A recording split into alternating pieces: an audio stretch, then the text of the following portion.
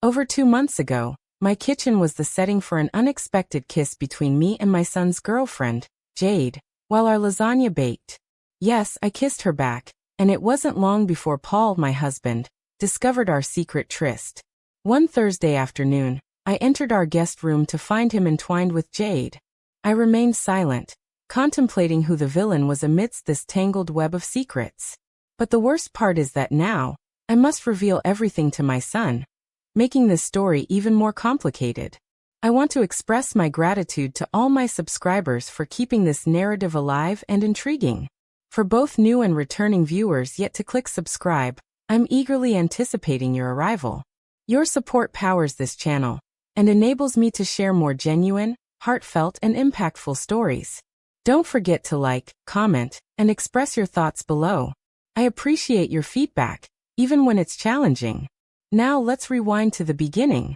My name is Allison. I'm 41 years old, residing in Minot, North Dakota, where winters seem to last as long as some marriages. I've been married to Paul for 20 years. We were once the envy of many as high school sweethearts. We have a son, Thomas, who is a 19-year-old college freshman. He's good-natured, though slightly innocent, reflecting boys who believe their parents are superheroes. In January, he introduced Jade to our home. She was 20, tall, poised, and strangely composed for her age.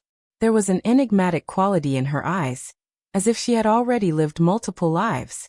Thomas cherished her, while Paul appeared fond enough. As for me, I ought to detest her from the outset. Yet I didn't, Paul, and I hadn't been correct for years. Our marriage grew frosty around year 12, but I remained. For Thomas. For tranquility. For appearances. Paul lost interest in me. He ceased perceiving me. I felt as if I was nothing more than wallpaper, useful until it fades away. Jade recognized me. In truth, she saw beyond the facade. It began subtly. Casual remarks during our cooking sessions. Prolonged glances when they should have ended sooner. She declared me beautiful. I chuckled. Then she said it again. One evening, following Thomas's departure with friends and Paul's slumber, we conversed in the kitchen past midnight. The kind of conversation that makes your skin prick up. She asked about my past self before becoming a mother. I replied I couldn't recall. And then she kissed me. I ought to have prevented her. I attempted to halt her. However, in that instant, I didn't feel like a weary mother or Paul's spouse. I felt like Allison, a woman, visible, desirable, alive. What transpired between us after that wasn't physical in the traditional sense. It was emotional. We embraced one another. We confessed secrets. We danced with something perilous. And then surpassed boundaries. Multiple times. And when I believed it had ended, when I thought I had hidden it sufficiently to forget, I returned home prematurely from a dentist visit. I passed the stairs, heard sounds from the guest room. I entered the door. Paul. Jade. Her legs around him as if they had done this before. And indeed they had. I closed the door silently. I did not shout. I did not wish for them to know I saw. For in that instant, I was unsure whom I loathed more, him, her, or myself. But what haunted me most wasn't the infidelity. It was the manner in which she gazed at him. The same way she once looked at me. For 3 days I did not communicate with Paul. Not a word. Not a glance. Not a subtle jibe during meals. I simply remained quiet. This drove him mad.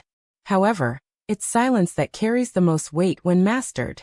On the 4th morning, he stepped into the garage behind me, bare-chested and holding coffee. Audacity. Allison, he attempted to sound casual. Are you all right? I met his gaze, my question on the tip of my tongue, tasting of iron in my mouth. How long has it been with Jade? He stiffened, eyes wide with no defense, just guilt evident. You. Indeed, I chuckled. Hard enough to feel the ache in my ribs. I wanted to shout. I knew before you ever made a move on her. But I didn't. Not entirely. He confessed they had been sneaking around for about a month. Mainly when I was at work or when Thomas was out with friends. Hotel rooms, empty parking lots, our guest bedroom on days he worked from home. He sounded ashamed, but not enough. She approached me, he said. She claimed she wasn't happy with Thomas. That she needed more. I fell silent once more, as in a sense, She echoed similar sentiments towards me. Jade wasn't naive. She skillfully navigated both sides of our family. She knew how to soothe even the most painful scars. Paul then spoke words that made my stomach churn. "Allison, I suspect she might be in love with me," he said. The thought enraged me not because he believed it, but because I had harbored those sentiments as well. In a moment of recollection, I was transported back to a night only a few weeks prior. The fireplace was ablaze, Paul and Thomas were absent, Jade and I shared wine. She leaned towards me, murmuring softly, "You are the most beautiful woman I have ever laid eyes on." It wasn't pure desire. It was fixation, masked as affection. That was the night I demanded an end to her advances. She smiled, as if anticipating my return. I did not, but Paul did. Looking at my husband, the father of our child, a harsh truth dawned on me. We had both been ensnared by the same individual. Not just ensnared, but manipulated. I felt compelled to share something with you. I told him, my voice shaking. He gave a nod. However, the words remained unspoken for now. For if I divulged what I had done, our world, our son, our marriage, our lives, would fracture in ways we could not repair.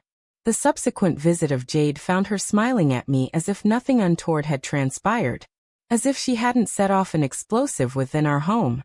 She kissed Thomas affectionately, like a dedicated girlfriend.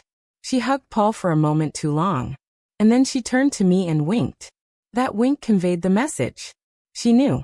That evening, I found myself standing before the bathroom mirror, clinging to the sink's edge until my fingers lost sensation. I gazed into my reflection and muttered, "I too slept with her."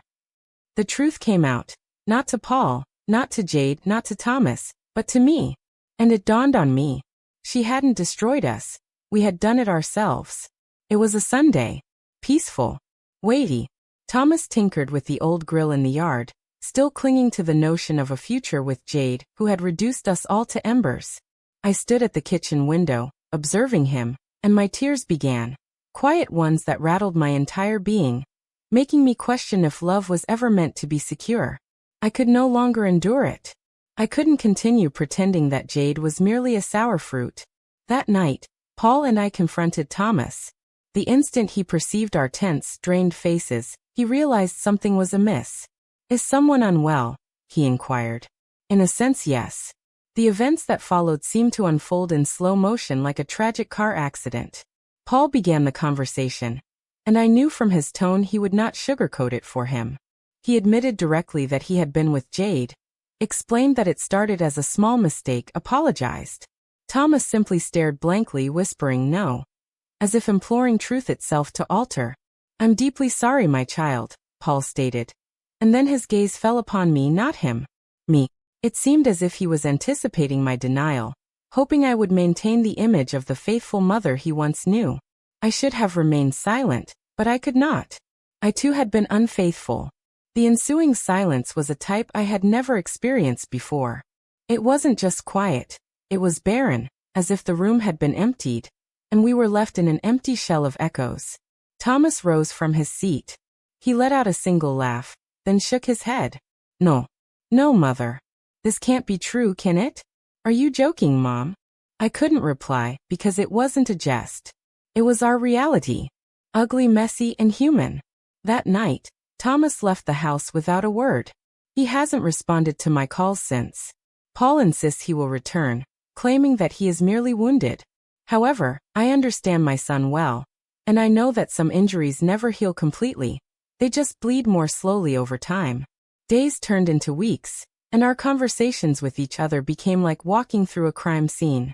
We both carried the burden of guilt. Neither of us could determine which was the greater betrayer, but then Jade messaged me. "I'm sorry. I never intended for things to escalate this much." My heart pounded as I stared at the screen. She had achieved her goal. Attention, power, perhaps even a twisted form of affection. Yet she left behind a fractured family, and I allowed it. I've pondered what I would tell Thomas if given the opportunity.